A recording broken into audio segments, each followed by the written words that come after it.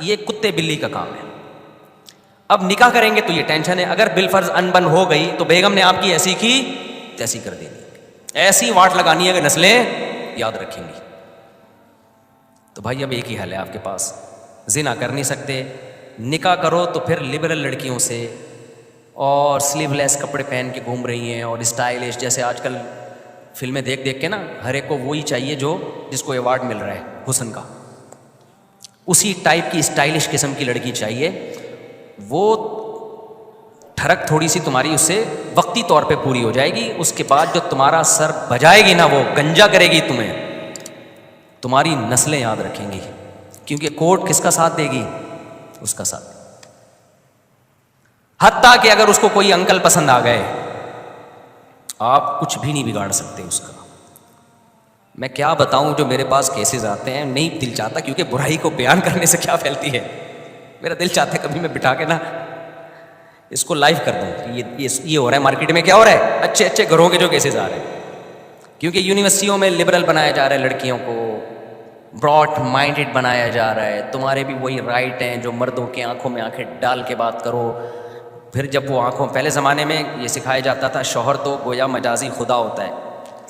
اگر حکم دیا جاتا شوہر کے کسی کے سامنے سجدہ کرنے کا تو عورت کو حکم دیا جاتا کس کے سامنے سجدہ کرے, شوہر کے سامنے.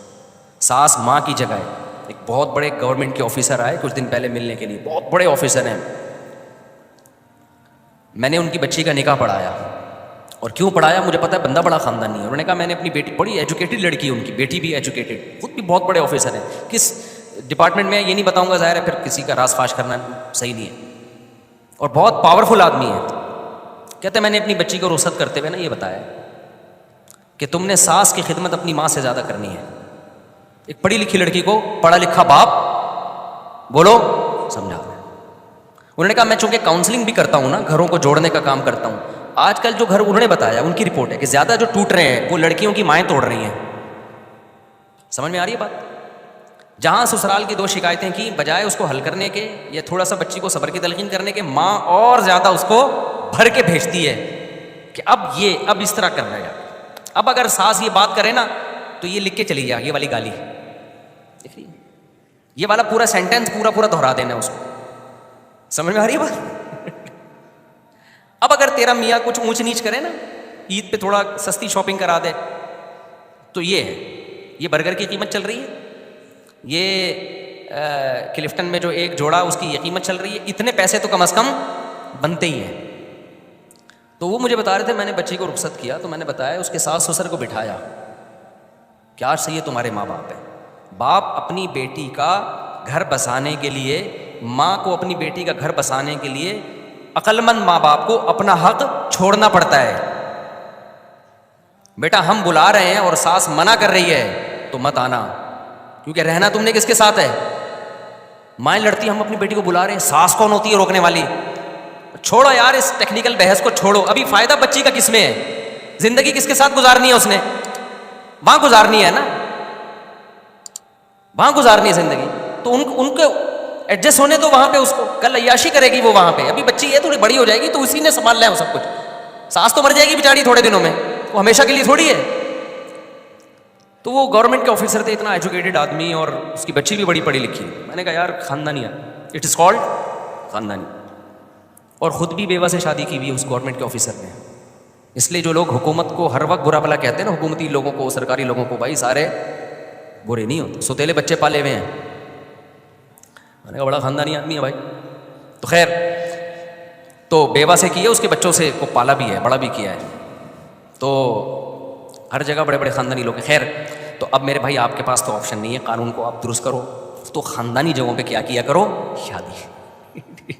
جس کے بارے میں ایک ہمارے دوست نے دوسری شادی کی, میں نے کہا بھائی تیری پہلی بیوی کورٹ میں نہ چلی جائے. کہہ رہے ہماری بیوی کورٹ جانتی نہیں ہے کیا ہوتا ہے, ہماری بیوی گھریلو عورت ہے, گھر میں رہتی ہے, ساس سسر کی خدمت کرتی ہے. ٹھیک ہے اس کو غصہ آیا ہے, لڑائی کی ہے اس نے, لیکن اس ایکسٹریم لیول پہ نہیں جائے گی, وہ گزارا کرے گی ہمارے ساتھ. میں نے کہا واہ سبحان اللہ. اور آپ نے شادی ہی جج سے کر لی, سپریم کورٹ کی جج صاحبہ سے آپ نے کر لی شادی, ہو سکتا ہے کامیاب ہو. لیکن اگر ذرا سی اونچ نیچ ہوئی نا, ایک زمانے میں متحدہ کا بڑا زور تھا نا, متحدہ کا بڑا زور تھا, جس کو دھمکی دینی ہوتی 90, تو ان دنوں کی بات ہے، ایک میرے پاس ایک کیس آیا لڑکا لڑکی دونوں کا. اب میں نے دونوں کی بات سنی تو مجھے لگا کہ لڑکی بہت ظالم ہے، وہ لڑکے کا جینا حرام کیا ہوا اس نے. اچھا لڑکا ذرا سا کچھ کرے تو زہر کی بوتل رکھی ہوئی ہے، میں یہ پی رہی ہوں، پھر وہ جا کے رکھ دے. تو بہت ہی، تو میں نے ان کو کہا کہ میں نے اس لڑکی اور لڑکے کو کہا بھی آپ لوگ سیپریشن کر لیں، یہ بہت خطرناک معاملات چلے گئے ہیں، کوئی بھی خودکشی کر لے گا. کیا کر لیں؟ لڑکی نہیں چاہتی تھی علیحدگی، اس کو خرچہ پانی دبا کے مل رہا تھا یہاں سے، وہ چاہ رہی تھی کہ میں اس کو انگلیوں پہ نچاتی بھی رہوں لیکن طلاق بھی نہ ہو. تو میں نے پھر مرد سے کہا یہ تو نہیں چاہ رہی لیکن آپ چھوڑ دو اس کو، کیونکہ میں نے کہا یہ آپ کو مار دے گی کسی دن. جو حالات چل رہے ہیں نا، ایک دن آپ کی لاش پڑی ہوئی ہوگی، پتہ ہی نہیں چلے گا مارا کس نے، جو حالات چل رہے ہیں. اس نے کہا میں نہیں چھوڑ سکتا. میں نے کہا پھر دنیا چھوڑنی پڑے گی. کہہ رہے میں دنیا چھوڑ دوں گا، اس کو نہیں چھوڑ سکتا، کیونکہ اس کو چھوڑ دیا تو پہلے دنیا چھوڑنی پڑ جائے گی مجھے. میں نے کہا کیوں؟ کہہ رہے متحدہ کی ہے. لڑکی کس کی؟ اس کے بھائی کہاں ہیں؟ متحدہ میں. انہوں نے مجھے آنکھیں دکھائی ہیں، بیٹا طلاق کا سوچا بھی نا تو پھر دیکھ لے ہوگا کیا تیرے سے. تو میں نے کہا پھر لائف کو کیا کرو؟ انجوائے. یہ شادی سے پہلے سوچنا تھا کہ میں کہاں کر رہا ہوں.